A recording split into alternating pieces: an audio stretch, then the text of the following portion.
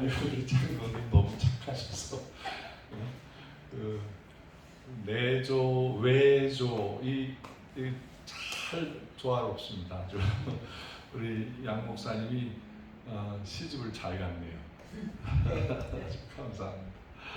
네, 이 시간에 우리가 좋아하고 존경하는 필리핀 송용자 선교사님이 오셨어요. 필리핀이 아니라 태국. 머릿속으로는 태국 그러고 말은 필리핀. 제가 우리 선교사님이 일하는 선교지도 갔었어요. 성실하게 지금 거의 40년 이상 태국 선교사의 어머니 격을 지금 맡고 계십니다. 지금도 80이 넘으셨는데 선교지 현지에 계세요. 그런데 잠깐 오셨는데 제가 부탁드렸어요. 지금 선교 사역지를 좀 보고 해주시면 좋겠다. 나오셔서 시간 충분히 드릴 테니까 사역 보고를 좀 해주시면 감사하겠습니다. 어서 오세요. 박수로 우리 환영하겠습니다.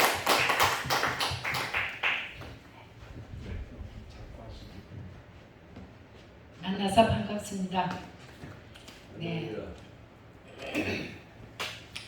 제가요 주책 선교사 송용자입니다. 주님께서 책임져 주시는 선교사. 1989년 2월 8일 날 진눈깨비 오는 날 비행기를 타고 김포공항에서 태국을 가서 뭐 일부러 안 한 건 아닌지 안 했는지 못했는지 아직도 안심은 한 번도 안 해보면서도 그 허세라면 허세고 하나님 앞에서 자위라면 자위하는 마음으로 저는 날마다 주 안에서 안식합니다. 그냥 그러면서 지금까지 잘 지내고 있어요. 정말 감사한 거는 보여지는 상황은 갈 때부터 어려웠어요. 그래서 제가 제 이름을 주책 선교사라고 이름을 만든 거는 이미 태국 가기 전에 여기서부터 주님이 책임져 주셔야지 어떡합니까? 제가 언제 태국 보내달라 했어요? 중국 가겠다고 저기 중공할 때 중국 가겠다고 열심히 선교사 훈련 받았는데 갑자기 남의 대타로 태국을 가게 돼가지고 한동안은 하나님 앞에 좀 큰 소리를 쳤어요. 좀 힘들면 아버지 제가 언제 태국 간댔어요? 가라 그래서 아멘하고 왔는데 왜 이게 뭐예요? 그렇게 어린 양을 자주 부렸는데 몇 년 지나다 보니까 하나님은 정말 너무 정확하시다. 우리의 실수로 우리의 오해로 우리 착오로 잘못된 것까지 다 엉클어지고 풀어주시고 하나님께서 원위치로 돌려주신 게 하나님의 뜻은 제가 태국이었고 저를 태국 가게 한 그 선교사님네가 중국 선교사였다는 걸 나중에 알았어요.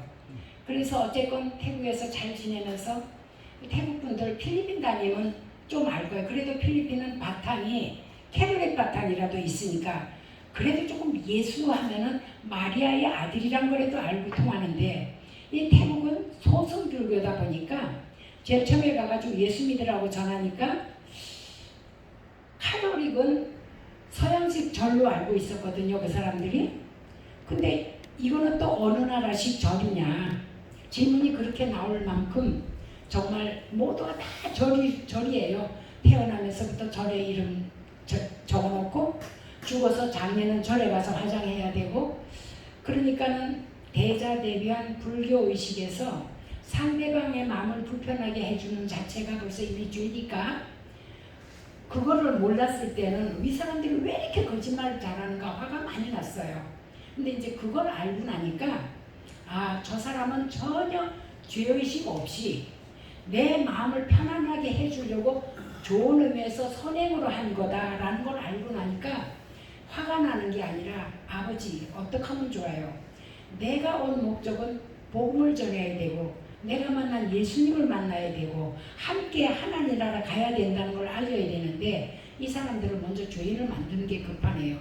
죄인을 만들어서 죄인이라는 걸 깨닫고 하나님 앞에 회개를 해야 그때부터 거듭나는 역사가 있고 뭐 예수님을 만나고 하나님을 아버지라고 부르면서 정말 신령과 진정의 예배를 드리는 거지 형식적인 거 백날해도 소용없잖아요. 아무리 돈이 많고 땅이 많고 뭐 부자라도 예수 없으면 할 건데 그런 사람들한테 복음 전하는 게 정말 그야말로 힘들고 약을 났어요. 그래서 어느 날은 하나님 앞에 며칠을 금식하면서 막 울면서 하나님, 김포공항에서 비행기 타고 선교지로 가는 선교사들은요 모두 다 죽을까고 하고 갔어요. 근데 이왕이면 차라리 무슬림 회교권이나 공산권에 간 사람들이 부럽습니다. 그 사람들은 죽을까고 하고 하는 거 똑같은데 그래도 전할 때에 누군가 하나 회심하는 걸 볼 때 그 스릴이라도 있잖아요. 이게 뭐예요? 맨날 전에도 도루묵이고. 며칠을 때를 썼더니 어느 날 마음속에 주님의 질문이, 그러면 너를 공산권이나 회교권으로 선교지 바꿔주랴 그러시는데 너무 놀래갖고요. 제가 참 그렇게 간사한 줄 전 몰랐어요. 다른 사람 간사한 거 흉은 잘 봤는데 저는 그런 사람들 몰랐거든요. 근데 그때 알았어요.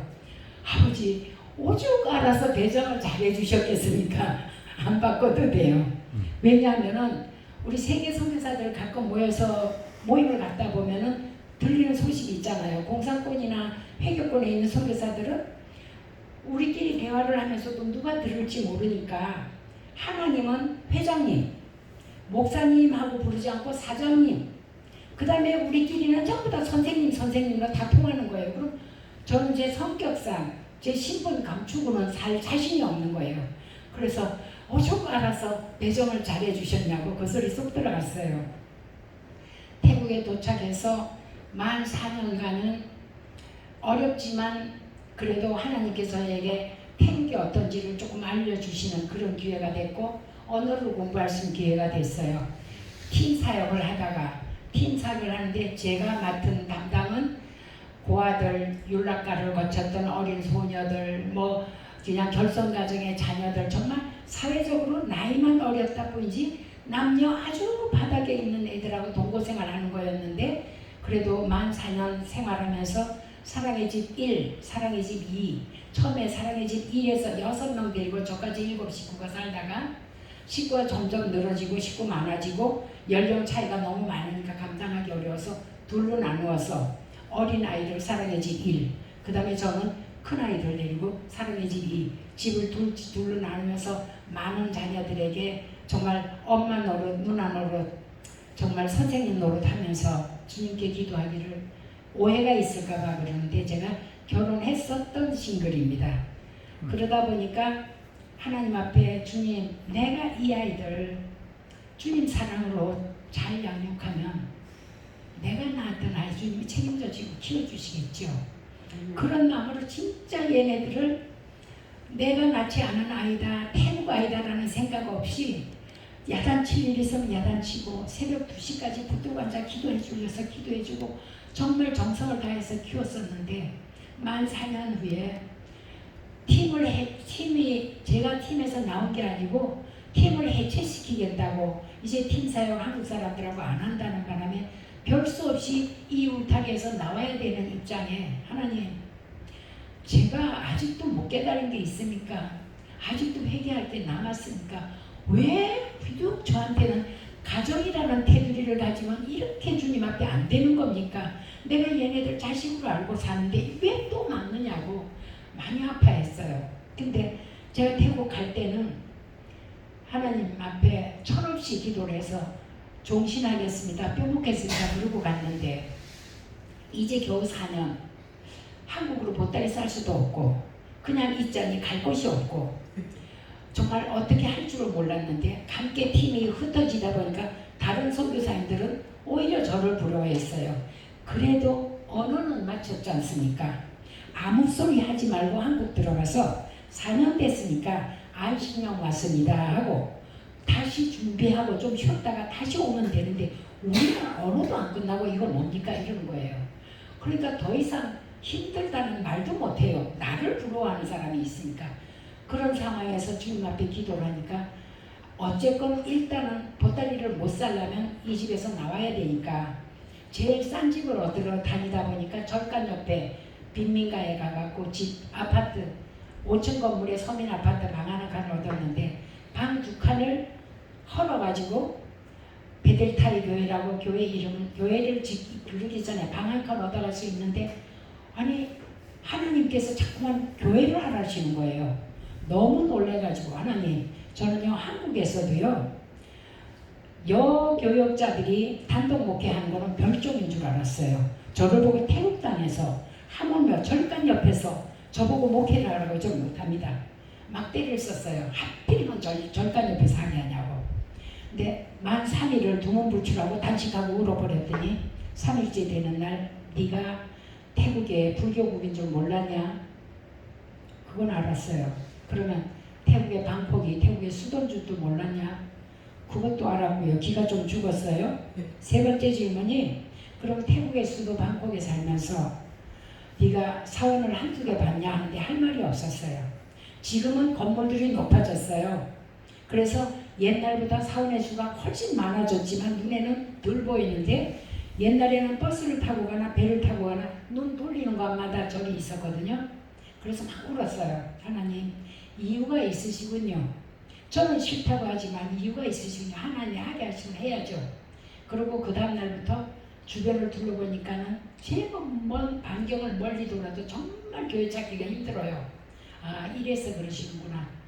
나 같은 거라도 쓰시겠다고 하니 감사하고 순종만 잘하면 현지인 목회자나 붙여주시겠지 하는 그 하나님의 뜻이 아닌 나 개인의 소망을 가지고 순종하기로 했는데, 그래서 방 하나를 더해서 방 2칸을 헐어가지고 교회 이름은 지었는데 성도가 하나도 없이 혼자서 밤부터 새벽까지 혼자 울다가 낮에는 전도지 들고 나가도 아무도 안 바뀌어주고 그런 식으로 거주인 2달 돼서 결신자 하나 얻는 날이 우리 베델타의 교회 창립 기념일이에요. 그래도 경도가 하나라도 있어야죠. 날마다 주님하고 저하고 주님과 단둘이 저 홀로래요. 그러면서 울면서 핍박도 많이 받았지만 그렇게 해서 그 교회를 그 아파트를 면하려고 그렇게 기도를 해도 아직까지도 거기를 못 면하고 명색이 그 교회는 베델타의 본교예요.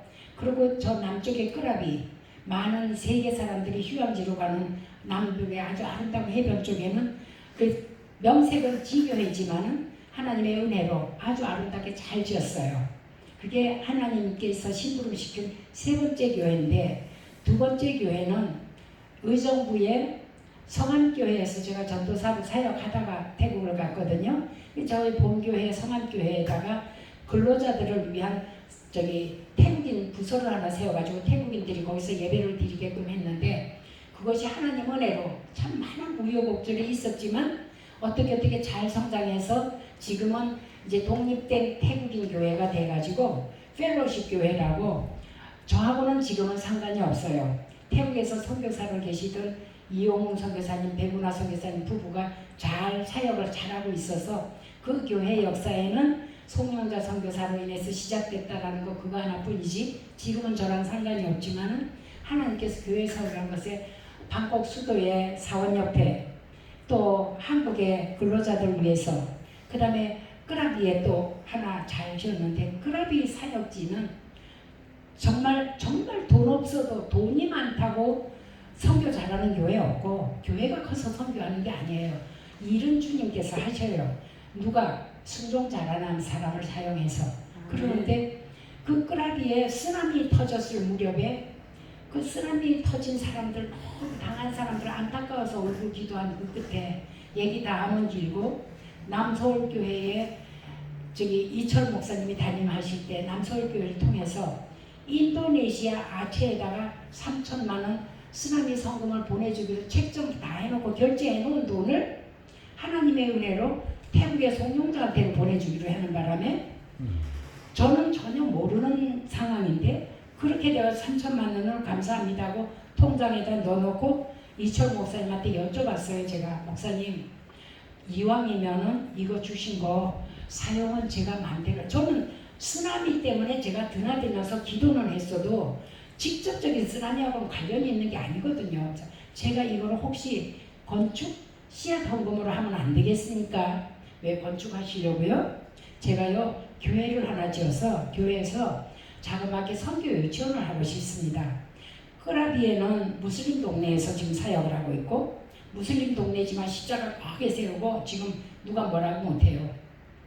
방콕에는 사원 옆이고 근데 불교 불교인이나 부슬림이나 이 자녀들을 끌어내가지고 복음이 들어가면 이 자녀들을 통해서 부모들을 끌어낼 수가 있습니다. 그래서 선교원이 하고 싶은데요. 그랬더니 정확하게 목사님께서 그거는 드렸으니까 송성교사님 마음대로 사용하십시오. 단 한 가지 잊지 마십시오. 우리는 쓰나미 성금으로 단회적이었습니다. 단회적이라는 거 기억하고 쓰나미 성금이니까 쓰는 거는 마음대로 써라 딱 그랬어요. 그렇게 시작된 것이 남서울교회가 시작을 그렇게 해서 씨앗 한 건 줬고 그 몇 달 후에 이게 벌써 오래된 얘기죠. 옛날에 이북에 용천역 폭파 사건 났을 때에 그 용천역 폭파 사건 난 거 복구 작업에 쓰고 싶어서 용천이 고향이신 분들이 저기 합동측 용천노회 서부노회인가 그렇게 부르더라고요. 그분들이 성금을 3,600만 원 모아가지고 이거 들고 우리 고향 땅에 갔다 오자. 그러고는 이북에다가 허락해 주십시오. 방문 허락해달라고 서류를 넣었는데 2년이 지나도록 소식이 없다가 그 무렵에 불어났대요. 그러니까 이 장로님들이랑 목사님들이 야 장로님 김장로 이거 우리 웃잖아. 하나님의 이름으로 시작했다가 돈을 나눠 먹기도 우습고 웃잖아 돈을 어디다 어떻게 해야 될지 몰라서 걱정하다가 그 해에 처음으로 우리 저기 합동측 총회에서 농어촌 교역자 수련회를 첫 회로 태국으로 나갔대요. 그래서 방콕에서 도착하는 날은 방콕에서 개회 예배 드리고 파타야로 가신대요. 그러니까 이 용천 노회에 계신 분들이 우리 그 비행기값 쌀 거 아니냐 그 비행기 따라가서 방콕에서 한밤 자고 성령의 인도하시는 선교사 쓰나미하고 관련된 사람 몇 사람 만나봐서 성령님한테 맡기고 순종하고 오자 이러고 오셨대요. 그래가지고 누가 전화 한 통 받고 제가 일단은 한국 분이 오셨으니까 좋아서 뛰어나갔죠. 저는 태국 사람들하고 사니까 태국인들하고만 교회를 하니까 그냥 한국말 듣고 싶고 한인교회에서 부흥 집회 한다 그러면 수요일만 빼고는 전 죽기 살기로 갑니다. 은혜 받으러. 그러니까 갔어요. 갔는데 그날 개회에 참석하고 난 다음에 뭐 목사님들하고 장로님 몇 분이 내일 그러니까 강대호 목사님하고 저하고를 같이 동행해가지고 강대호 목사님은 이 일행 중에 두 팀이 온 거예요. 한 본부차에. 한 팀은 종해 부재부에서 왔고 저는 용천노회 분들이 나중에 결과가 그렇게 된 거예요. 이 두 팀이 두 선교사를 싣고 남부를 쫙 한 바퀴 도는 거예요. 결론적으로 중간에 우여곡절이 많았지만 3,600만 원을 그 값어치의 US 달러를 저한테 앵겨주셨어요. 너무 놀랐어요. 이게 하나님 이거 어떻게 된 게 저도 모르는 사이에 인도네시아 갈 돈, 이북 갈 돈 막 보내주신 겁이 덜컥 나는 거예요.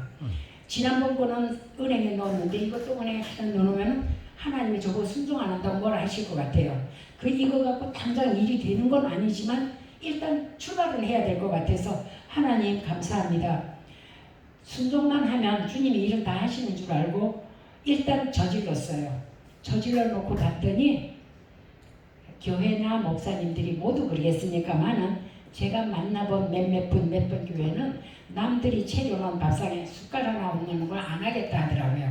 그래서 참 힘 많이 들고 많이 울었어요. 근데 결론은 너무너무 힘들 때 하나님 저 몰라요. 저 그렇게 영치 없는 사람이 아닌데 기도만 하고 엎드렸다 하면 하나님 남서울교회가 시작을 하게 해주셨잖아요. 남서울교회에서 마지막까지 유종의 미를 거두게 해주시면 안 되겠어요. 이거 얼마나 영치 없는 소리예요. 이성적으로는 그 소리가 안 나오는데 엎드리면 자꾸만 그렇게 나와서 저 스스로가 기도를 절제를 할 정도였는데 결론은 남서울교회가 여전도회끼리 의견 충돌이 몇 번 있는 거를 통과해 가면서 1년에 2번 하는 바자회, 봄 바자회는 부르 이웃돕기, 가을 바자회는 군선교 이게 딱 정해져 있대요. 요지부동이래. 근데 봄 바자회 해갖고 송영자한테 한번 보내주고 가을 군선교 갈 거 송영자한테 또 한번 보내주고 이런 식으로 그러니까 처음과 끝이 아니고 중간에 이렇게 했어요. 마지막에 하나님 참 건방져요 제가. 아버지 나는요 입당 예배 통과시키고 헌당 예배 하게 해주세요. 입당 예배 뒤로놓은 다음에 어느 세월에 헌당할지 저는 보이는 게 없으니까 주님이 하시면 하잖아요. 저는 입당 예배 통과합니다. 헌당하게 해주세요.